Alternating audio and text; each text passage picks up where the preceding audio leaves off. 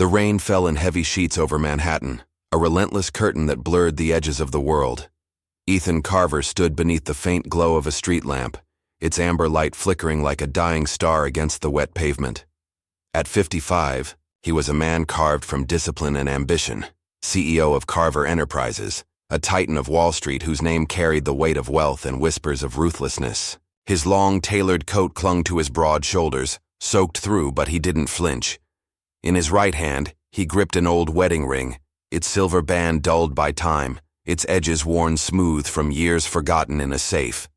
25 years ago, he'd thrown it into the rain-slicked gutter outside their crumbling Brooklyn apartment, the night he walked away from her, from Laura. The street was silent, but for the drum of rain, a narrow artery of the city lined with tired brownstones. The house before him, small, sagging, its paint peeling like old skin, felt like a relic from a life he'd buried. He shouldn't be here. Not after the scandal. Not with the vultures of the press circling his empire, hungry for blood after a botched merger cost millions. His PR team had insisted. A polished image, a charming companion for the Christmas gala, something to soften the headlines. So he'd hired her, a stranger, a name on a list from an elite agency.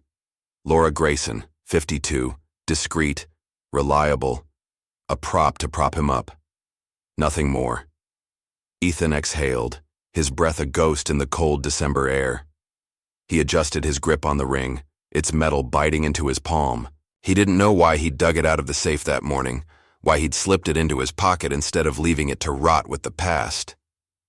Maybe it was the weight of the scandal pressing down, cracking the armor he'd worn so long. Or maybe it was something else, something he couldn't name, stirring beneath the surface like a tide he'd spent decades outrunning. The door creaked open, and she stepped out. Laura. Her silver-streaked hair caught the lamplight, a soft halo against the dark. She wore a threadbare coat, its collar turned up against the rain, and her face, lined with years he hadn't witnessed, held a quiet strength that stopped him cold. Her eyes, sharp and hazel, met his with a flicker of recognition, then hardened into something unreadable. Pain, maybe, or defiance. She didn't speak, just stood there, a silhouette against the warm glow spilling from the house, waiting for him to make the first move. Ethan's chest tightened. He hadn't seen her in a quarter century, not since that night, the night he'd turned his back on her pleas, her tears, her swollen belly pressed against a cheap cotton dress. "Don't go, Ethan," she'd sobbed, her voice breaking as the rain swallowed it whole. He'd left anyway, driven by the terror of failure, the voice of his father echoing in his skull.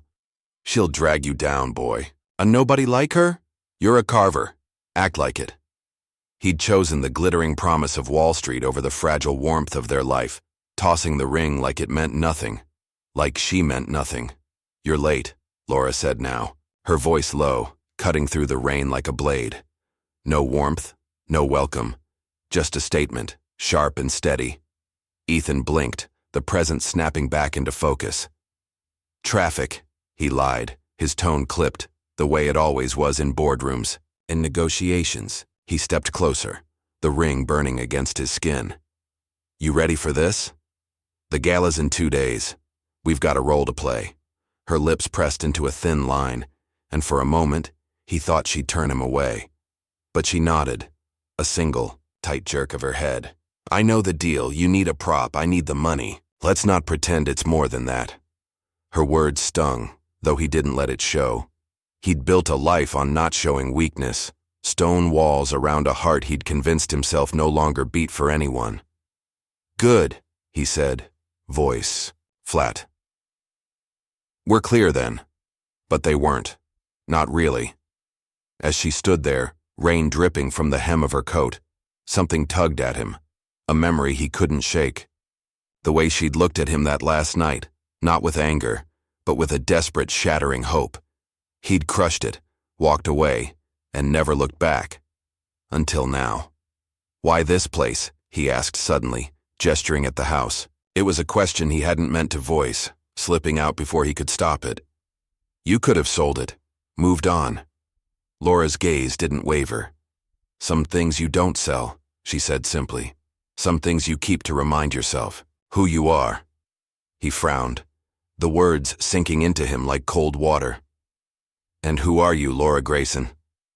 She didn't answer right away. The rain filled the silence, a steady rhythm against the pavement. Then she stepped back, half turning, toward the door.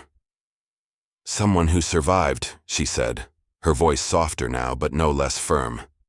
See you at the gala, Mr. Carver. The door clicked shut behind her, leaving him alone under the street lamp. Ethan stood there, rain pooling around his polished shoes, the ring a quiet weight in his hand. He didn't know her, not anymore. She was a stranger, a hired shadow to drape over his arm and smile for the cameras. That's what he told himself as he turned away, the city swallowing him back into its cold embrace. But deep down, beneath the layers of pride and power, a crack had formed, a whisper of doubt, sharp as a splinter. What if she isn't a stranger at all? He pushed it down, buried it beneath the steel he'd forged over decades. It was just a job, a transaction, nothing more. The rain kept falling, washing the street. Clean, but not his conscience. Not yet. The Midtown Hotel glittered like a jewel against the December night, its grand ballroom awash in the soft glow of crystal chandeliers. Violin strings hummed through the air, weaving a delicate tapestry over the clink of champagne flutes and the murmur of New York's elite. Ethan Carver stood near the edge of the crowd, a tall figure in a tailored tuxedo, his jaw set hard beneath, the mask of composure he'd perfected over decades. Beside him, Laura Grayson played her part, arm linked lightly with his, her simple black dress a quiet contrast to the sequined excess around them. To the cameras flashing beyond the velvet ropes, they were the perfect picture. The embattled CEO and his poised companion, a redemption story in the making. Ethan kept his eyes forward, scanning the room with the precision of a predator. The gala was a battlefield, every smile a weapon, every handshake a negotiation. After the scandal, he needed this night to go flawlessly. Laura was his shield, a hired stranger to soften the edges of his tarnished name. He'd briefed her earlier. Smile, nod, stay close. She'd listened with that same unreadable look she'd worn under the street lamp, her hazel eyes giving nothing away. I've done worse for less, she'd said, and he'd taken it as agreement. No questions, no complications. The weight of the ring sat heavy in his pocket, a secret he hadn't shared with anyone, not his board, not his PR team, not even himself until he'd slipped it there tonight. He didn't know why he'd brought it. A talisman, maybe, or a tether to something he couldn't name. Mr. Carver? A voice cut through the din, bright and brittle. A woman in a red gown swept toward them, champagne in hand, her smile, too, wide to be genuine. And who's this lovely lady? The press is dying to know. Ethan's grip on Laura's arm tightened, a reflex. This is Laura Grayson, he said smoothly, his voice a practiced blade. A friend. Laura's smile was small, polite, but her fingers stiffened against his sleeve. Pleased to meet you, she said, her tone steady, betraying nothing. The woman prattled on, something about charity boards and holiday cheer, but Ethan barely heard her. His attention snagged on Laura's hand as she reached for a glass from a passing tray. A cheap silver earring slipped from her clutch, tumbling to the polished floor with a faint clink. He froze. The earring was scratched, its edges dulled, a twin to the pair he'd bought her 25 years ago, back when he was a nobody with dreams too big for his wallet. They'd sat on a park bench in Brooklyn, her head on his shoulder, the autumn leaves crunching underfoot. You don't need to be rich, Ethan, she'd laughed, holding the earrings up to the light. Just stay with me. He'd promised he would. A week later, he'd broken that promise, walking away under his father's cold dictate. She's a liability. Cut her loose or you'll never be a Carver.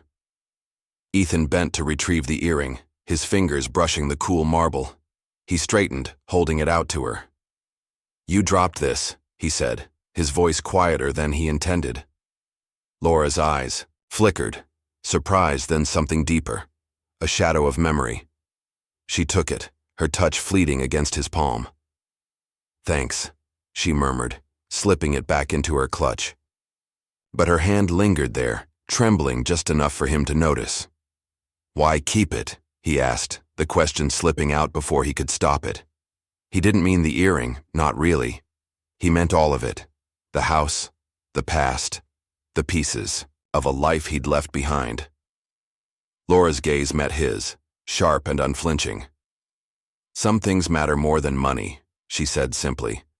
Then she turned away, offering a smile to another guest, leaving his question hanging in the air. Ethan's chest tightened, a dull ache spreading beneath his ribs. He'd walked away because he'd been afraid of failing, of proving his father right that he'd never amount to anything with her tying him down. His old man had loomed, over him like a storm cloud, voice booming. "Love won't pay the bills, Ethan. Power will. Choose." He'd chosen power, clawing his way up Wall Street, building an empire on the ashes of that park bench promise.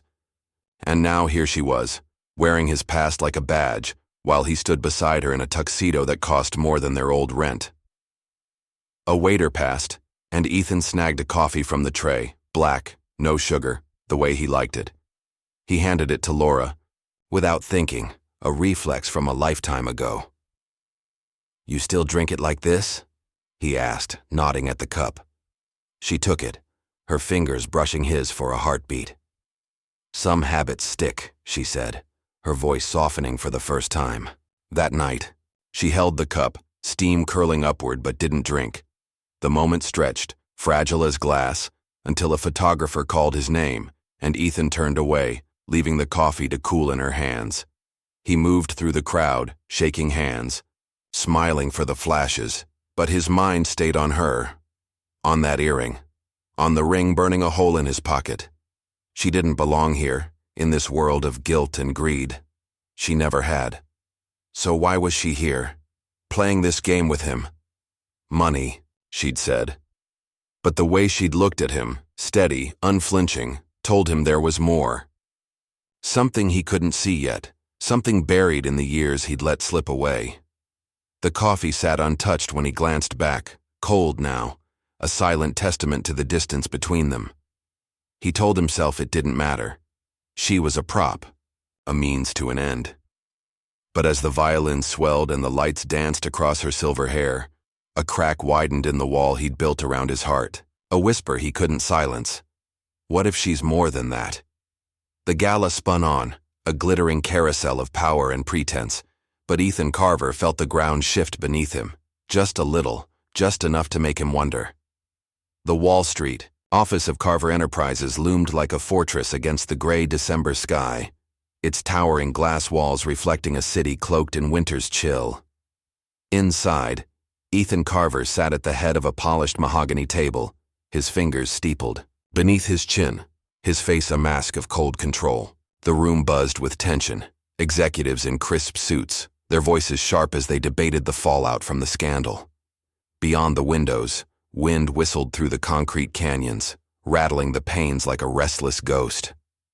The gala had bought him time, a fleeting reprieve. But the press was relentless now, sniffing for cracks in his empire. And they'd found one. Laura's presence lingered in his mind, an unwelcome shadow he couldn't shake. The way she'd stood under that street lamp, the earring glinting in her hand at the gala, fragments of a past he'd buried deep. He'd brought her here today, to this sterile boardroom, to sign the contract formalizing their arrangement. A prop, he reminded himself, nothing more. She sat across from him now, her worn coat draped over the chair, her silver hair catching the harsh fluorescent light. She looked out of place among the suits, a quiet island in a sea of ambition, yet her stillness unnerved him more than the chatter around them. The ring pressed against his thigh, a constant weight in his pocket. He hadn't left it behind since that rainy night. It was a foolish thing carrying it like this, a relic of weakness he should have discarded again. But every time he thought to toss it, something stopped him. A flicker of her voice maybe, or the memory of his father's sneer. "You're a Carver, not a sentimental fool. Mr. Carver?" A voice broke through his thoughts, young and edged with curiosity.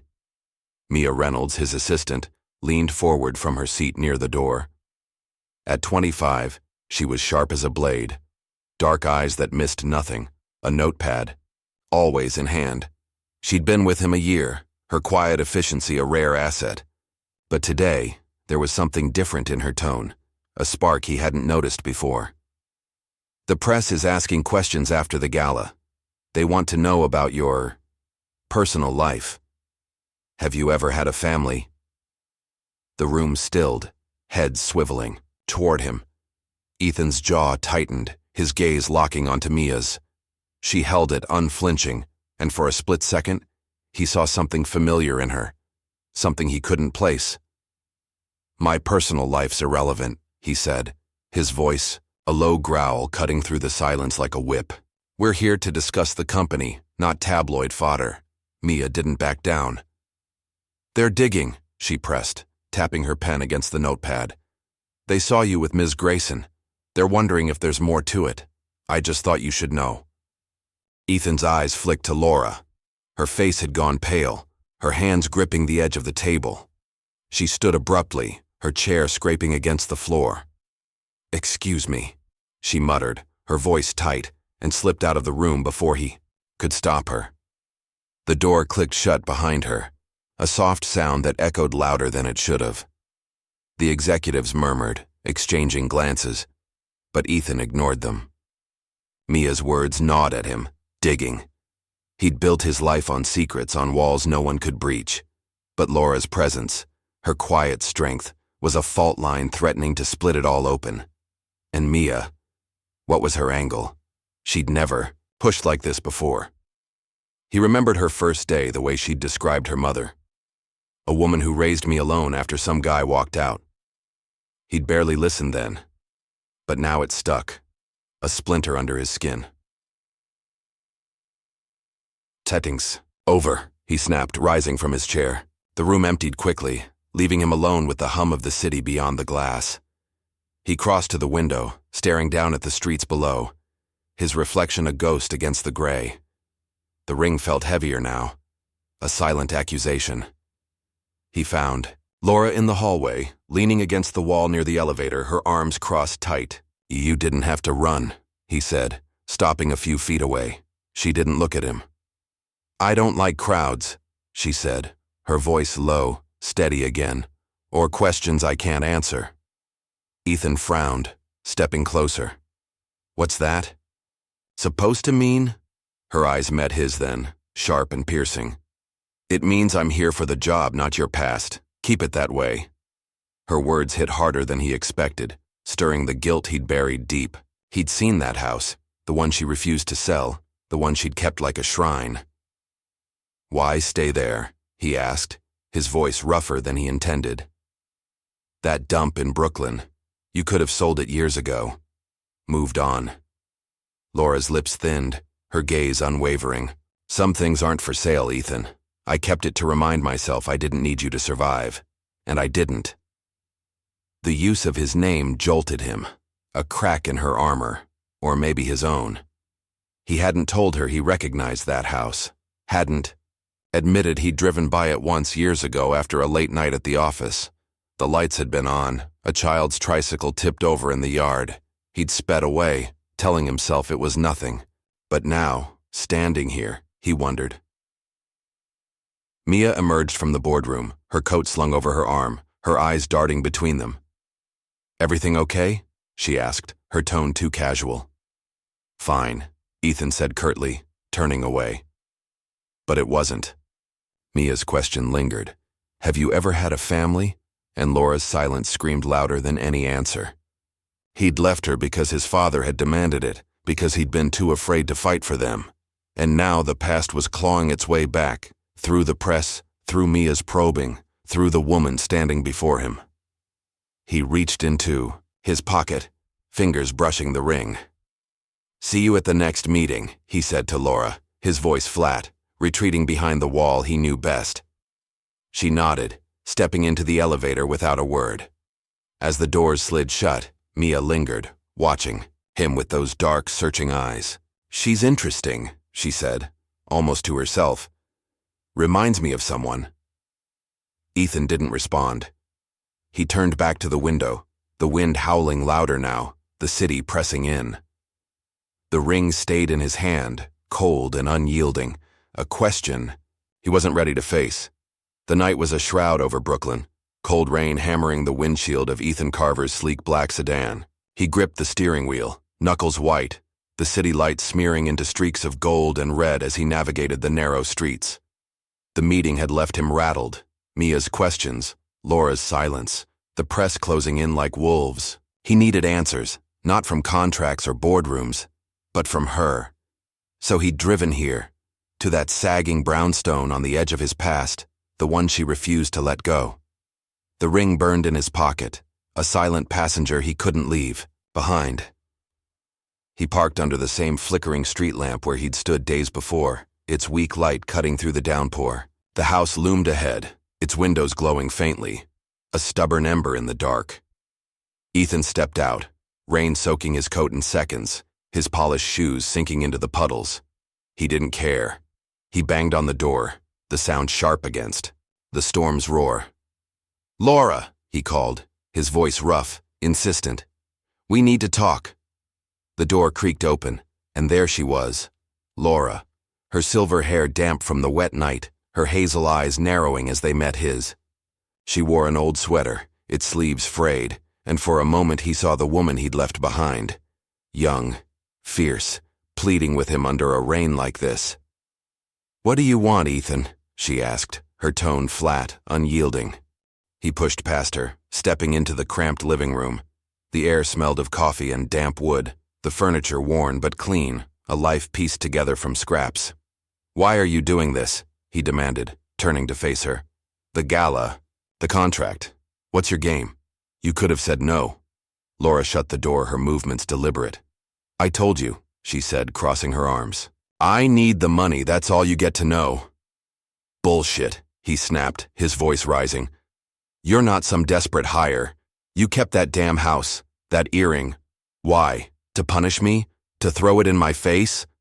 Her eyes flashed, a spark of anger breaking through her calm. "You think this is about you?" she shot back. "I kept it for me, Ethan. To prove I could stand on my own after you walked out. You don't get to waltz back in and demand answers." The words hit him like a fist, dragging up the night he'd left. Her sobs, the rain, his father's voice in his head. "She's nothing. You're a Carver." He'd been terrified then, a kid with big dreams and a bigger cowardice, too afraid to fight for her against the weight of his family's name. "I didn't know you were pregnant," he said, quieter now, the fight draining from him. "You never told me." Laura's face hardened, her lips trembling for a split second before she steadied them.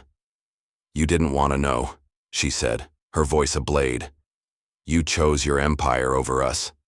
I wasn't going to beg you to care." Before he could respond, a sound broke the tension, a soft thud from the stairs.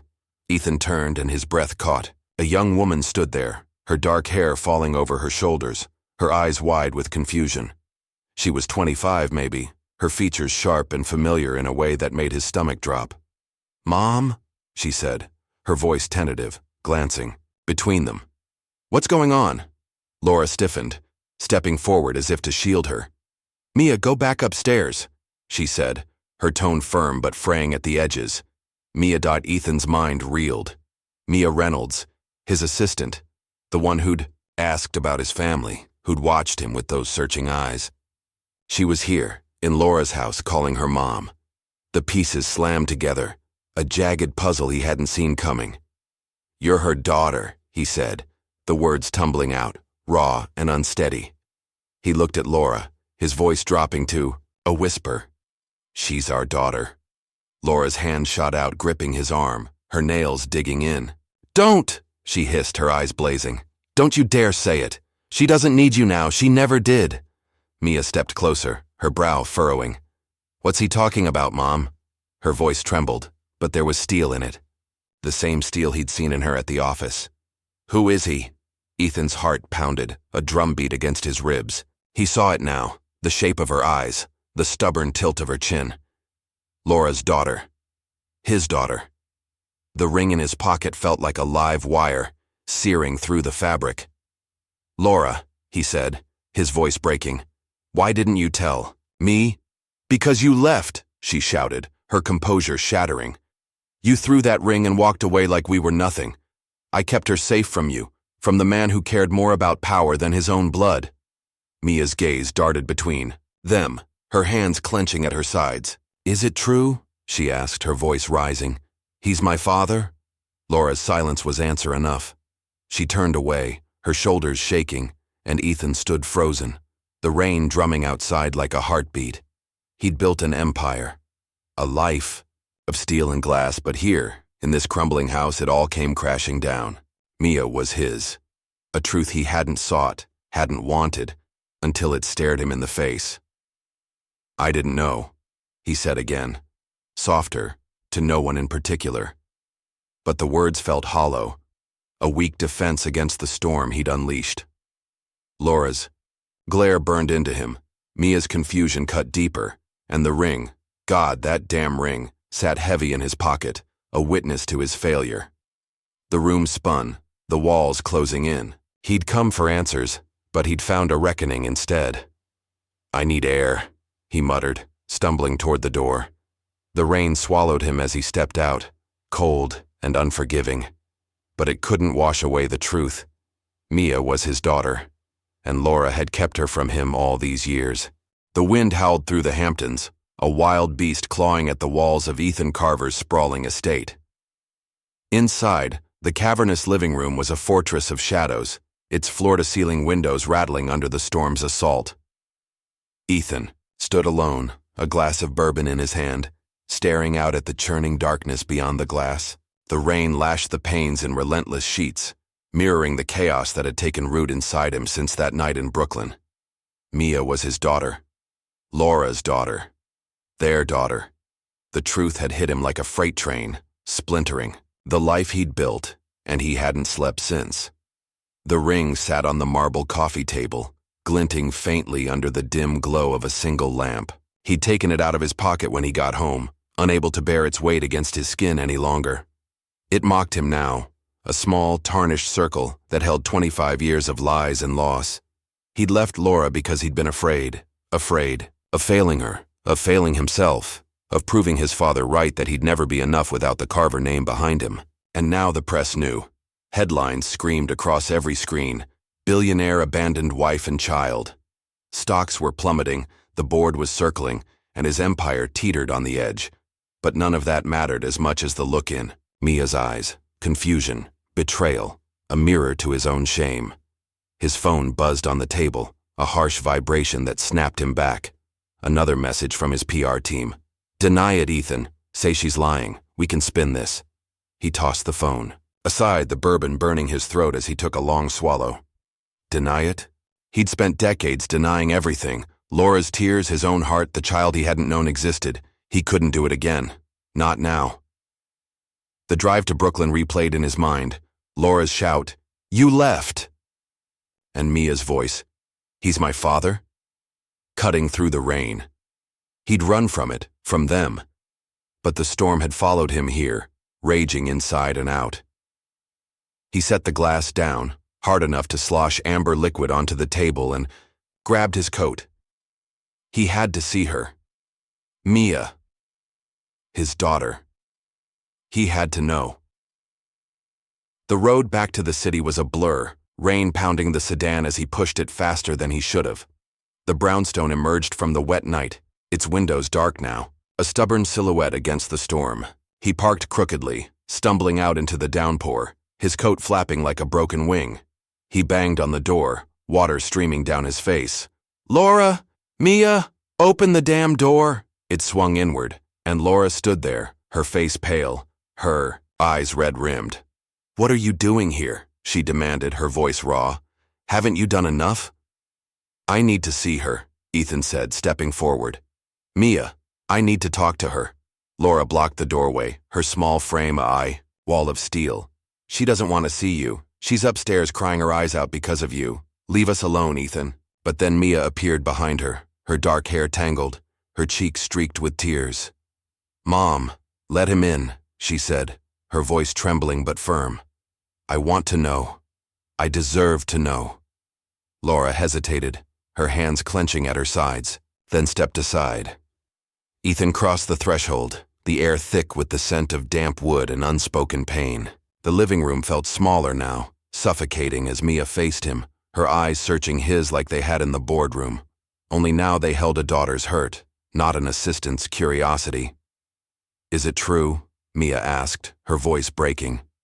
"You're my father?" Ethan nodded, his throat tight. "Yes," he said, the words scraping out of him. "I didn't know, Mia. I swear I didn't." "Why?" she pressed, stepping closer. "Why didn't Mom tell me? Why didn't you stay?" Laura's breath hitched, and she turned away, her shoulders shaking. Ethan met Mia's gaze, forcing himself to hold it. "I left because I was a coward," he said, his voice low, unsteady. "My father. He told me I'd never make it with your mother dragging me down. I was young, scared, and stupid enough to believe him. I didn't know. She was pregnant. She never told me." Mia's eyes flicked to Laura, who still faced the wall. "Mom," she whispered. "Why didn't you?" Laura turned then, tears spilling down her face. "Because I wanted you to be proud of who you are," she said, her voice cracking. "Not tied to a man who threw us away like trash. I thought I was protecting you." Mia shook her head, her hands balling into fists. "I needed the truth, Mom, not protection. I've spent my whole life wondering why he left, why I wasn't enough. And now I find out he didn't even know." Ethan's chest ached, a hollow pain that spread with every word. "I didn't know," he repeated, softer now, stepping toward her. "But I should have. I should have stayed, Mia. I'm sorry." She stared at him, tears falling freely, then turned and fled up the stairs. The slam of a door echoed through the house, leaving Ethan and Laura alone in the silence. He looked at her, rain dripping from his coat onto the floor. "I'm not denying it," he said, his voice firm despite the tremor in it. "The press, the board, they want me to lie. I won't. Not this time."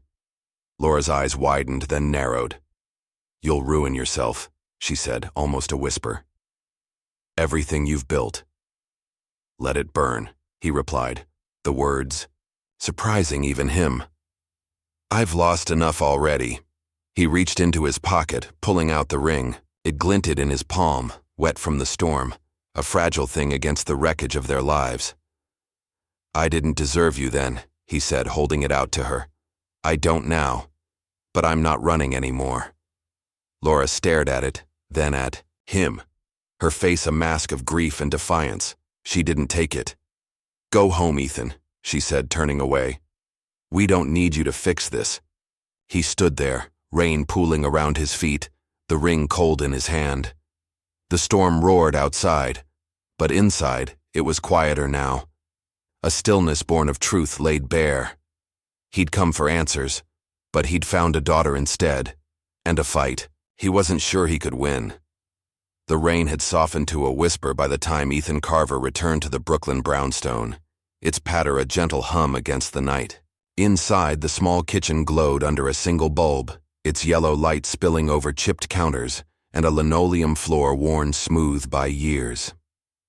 He stood awkwardly near the sink, his damp coat slung over a chair, his hands fumbling with a battered coffee maker he'd found in the cupboard. The air smelled of grounds and old wood, a quiet contrast to the storm that had raged hours before. Laura sat at the table, her arms crossed, watching him with eyes that held too much, grief, anger, and something softer he couldn't name. Mia was upstairs, her door still shut, her silence a wall he didn't know how to breach. He'd come back.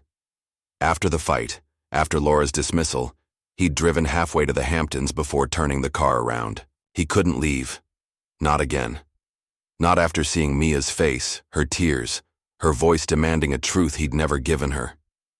The ring sat in his pocket, a quiet weight he hadn't offered this time. This wasn't about grand gestures or apologies, shouted into the rain. It was about something smaller, something real. So here he was, trying to make coffee in a kitchen that wasn't his, for a daughter who might never forgive him. "You don't have to do this," Laura said, her voice low. cutting through the hiss of the coffee maker. "She's not ready to see you." Ethan didn't look up, focusing on the task. Grounds, water, a button he hoped still worked. "I'm not here to force her," he said, his tone steady despite the tremor in his chest. I need to be here. For once." Laura's silence stretched, heavy as the night outside. He remembered this kitchen, 25 years ago, when it was theirs. He'd stood here once, the same machine sputtering to life, Laura laughing as he burned the first pot. "You're hopeless, Ethan," she'd teased, her hands warm against his as she showed him how. They'd been broke then, young and reckless, dreaming of a life bigger than their means. He'd promised her that life, but instead, he'd walked away, his father's voice drowning out her laughter. "She's holding you back. Cut her loose." He'd listened, chosen power over love, and left her to brew coffee alone. The machine gurgled, spitting dark liquid into the pot. Ethan poured it into 2 chipped mugs, his movements clumsy, spilling a little on the counter. He slid one across the table to Laura, keeping the other for himself. "Still black?" he asked, a faint echo of the gala. She nodded, taking the mug but not drinking. "Some things don't change," she said, her voice softer now, tinged with exhaustion. He took a sip, the bitterness sharp on his tongue. It was awful, too strong like tar, but it steadied him. "I used to make it for you," he said, the memory slipping out. "Back when we thought we'd figure it all out. I was terrible at it then, too." Laura's lips twitched. Not quite a smile, but close. "You were," she agreed. "I kept telling you less grounds, but you never listened." "I didn't listen to a lot of things," he said, quieter, his eyes dropping to the mug. "I'm sorry, Laura, for all of it." Her gaze hardened, the softness vanishing. "Sorry doesn't fix 25 years, she said, setting the mug down untouched. "It doesn't give Mia a father when she needed one." "I know," he said, meeting her eyes. "I can't undo it. But I can be here now. If she'll let me." Footsteps creaked on the stairs and they both turned. Mia stood in the doorway, her dark hair messy, her face pale but dry now. She wore an old sweatshirt, her arms wrapped around herself like armor. "What's he still doing here?" she asked, her voice cold, directed at Laura. Ethan set his mug down, stepping forward. "I wanted to see you," he said, keeping his tone even. "To talk, if you'll hear me out." Mia's eyes narrowed, her jaw tight. "You're not my father," she said, the words a blade.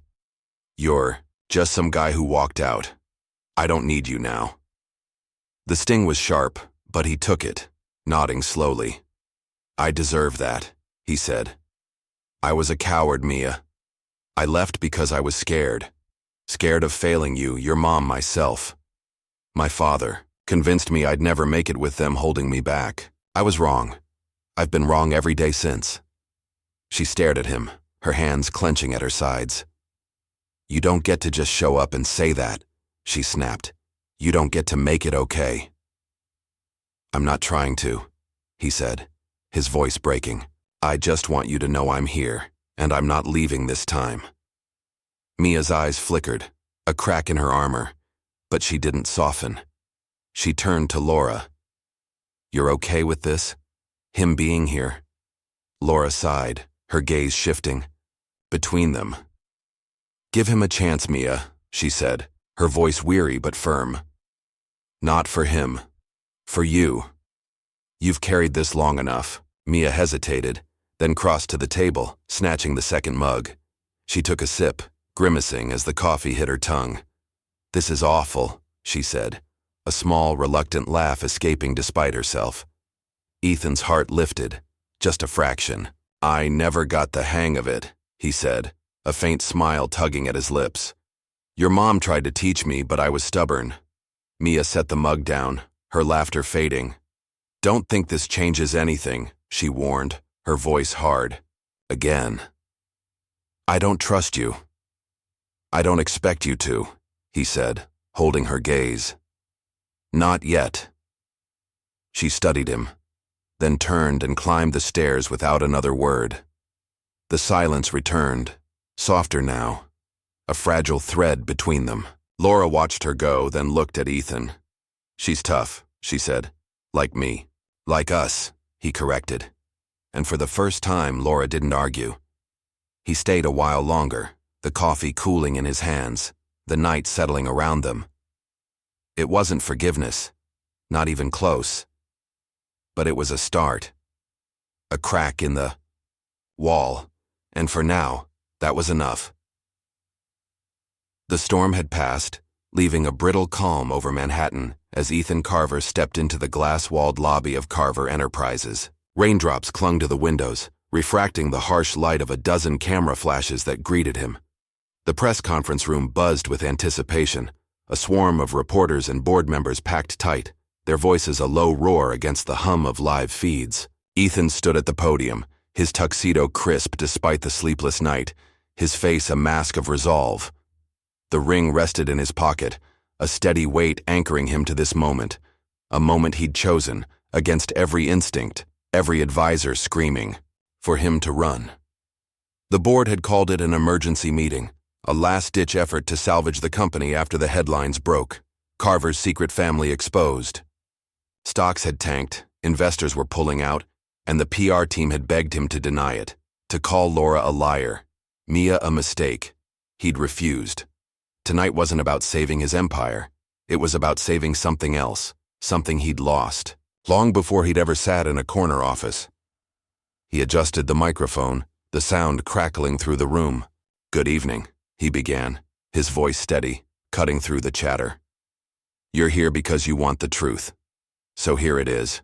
I abandoned my wife and daughter 25 years ago. I walked out on Laura Grayson and our child Mia because I was young, scared, and too damn stupid to see what mattered." The room erupted, gasps and murmurs rippling through the crowd. Cameras flashed like gunfire, but Ethan didn't flinch. He'd spent decades hiding, behind wealth, behind power, behind the cold legacy his father had drilled into him. No more. "I didn't know Mia existed," he continued, his tone unwavering.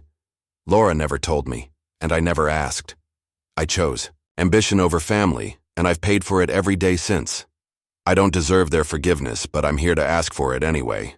He paused, scanning the sea of faces, skeptical reporters, furious board members, a few wide-eyed interns.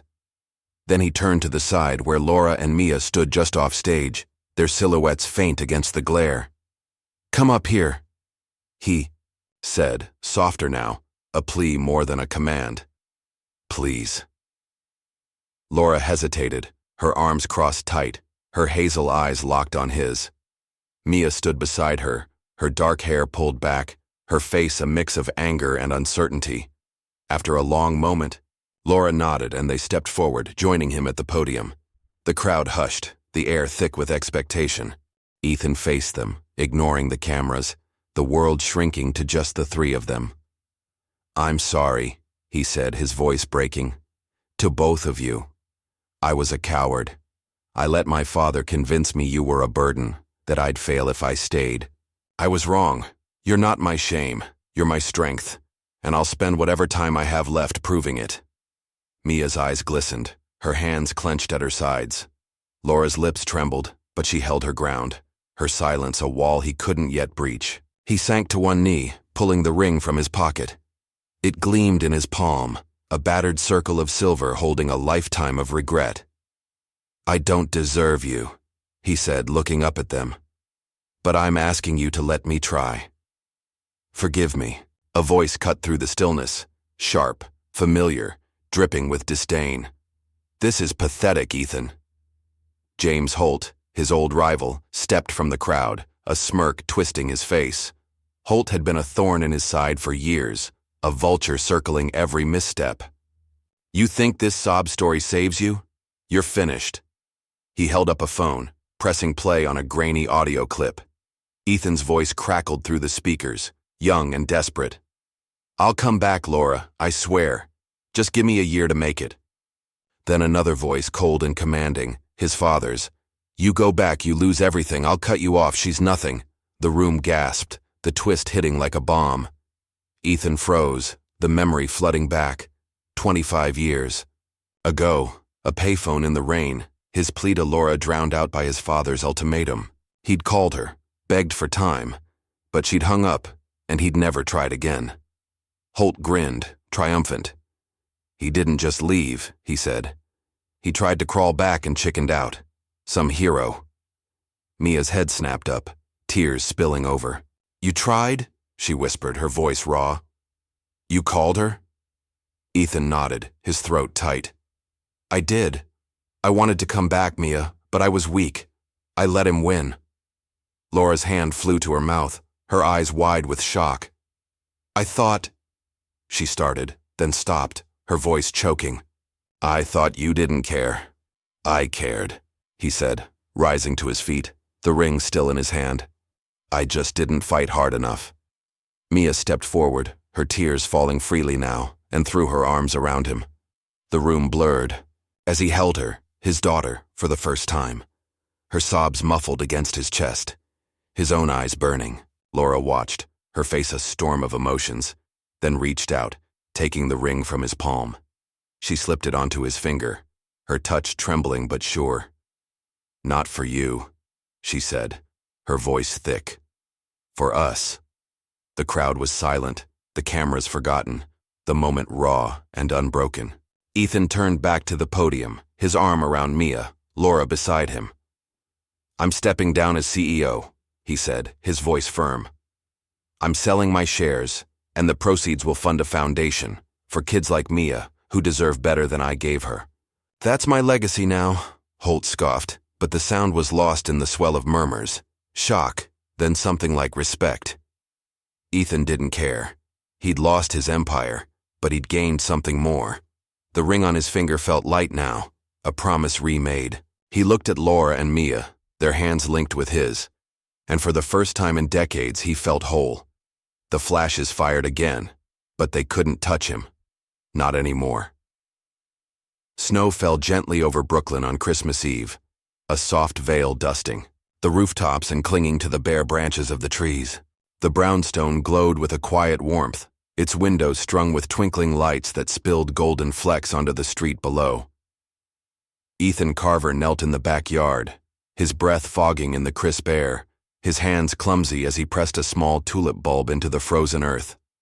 The garden was his idea, a promise he'd made to Laura decades ago when they were young and broke, dreaming of a patch of green to call their own. He'd never delivered then, but now, with the dirt under his nails and the cold biting his skin, he was trying. Inside, the house hummed with life. Laura moved through the kitchen, her silver hair catching the glow of the oven as she pulled a tray of cookies from its heat.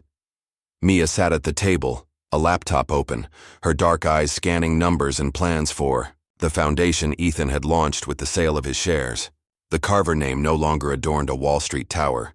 It lived here now, in this small, stubborn house, and in the lives they were rebuilding together. Ethan straightened, brushing soil from his hands, and glanced at the ring on his finger. Laura had slipped it there during the press conference, a silent vow that bound them not to the past, but to this fragile, hopeful present. He'd stepped down as CEO that night, sold his empire for a fraction of its worth, and walked away from the Hamptons mansion without a backward glance.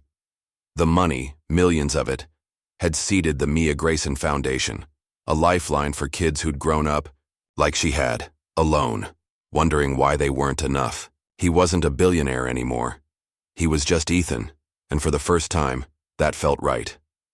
The back door creaked open, and Mia stepped out, a mug of coffee in her hands.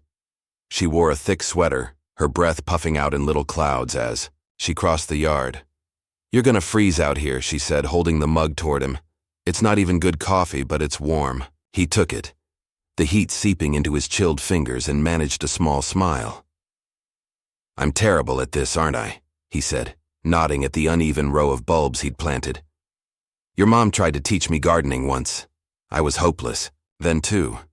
Mia's lips quirked, a faint echo of Laura's wry humor. You're still hopeless, she said. But there was no bite in it, just a warmth that hadn't been there before. She knelt beside him, adjusting a bulb he'd set too shallow. Like this, she said, her voice softer.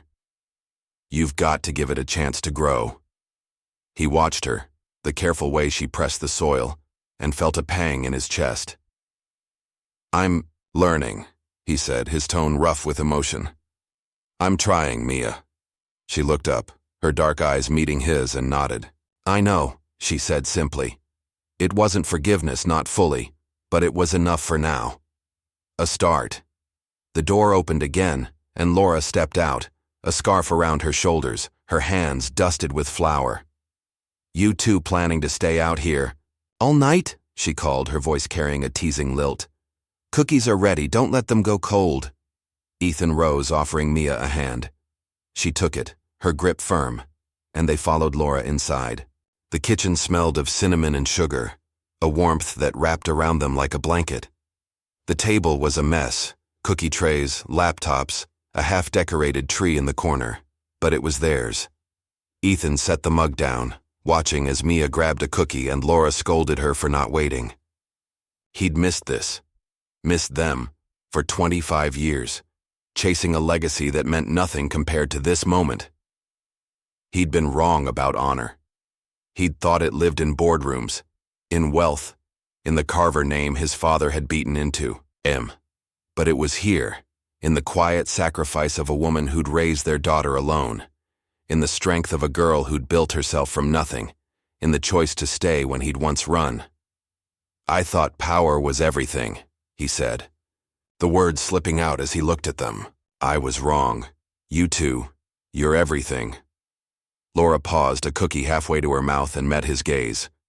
Took you long enough to figure that out, she said, her tone dry but her eyes soft. She crossed to him, brushing a speck of dirt from his cheek. You're a mess, Ethan. Always was, he said, catching her hand. The ring glinted between them, a silent bridge across the years. But I'm here now. Mia watched them, a small smile tugging at her lips.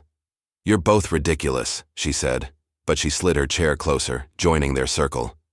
The IE lights twinkled outside, snow piling on the bulbs he'd planted, a promise waiting for spring. Later, they sat together in the living room, the tree glowing, the foundation's first grant letters stacked on the coffee table. Ethan thought of the kids they'd help, kids like Mia who deserved a chance he hadn't given her then. It wasn't redemption, not entirely, but it was purpose, a legacy worth leaving. Laura leaned against him, her head on his shoulder, and Mia curled up on the couch, her laptop forgotten. Rain stopped, Laura murmured, her voice a quiet thread in the stillness. And we found each other again. Ethan tightened his arm around her, the ring warm against his skin. Yeah, he said, his voice thick. We did. The snow fell outside, blanketing the garden, and the lights shone on. A family, imperfect and late, but whole at last. Thank you for walking this journey with me. Did this story touch your heart? Would you forgive someone who walked away from you? Share your thoughts, I'd love to hear them.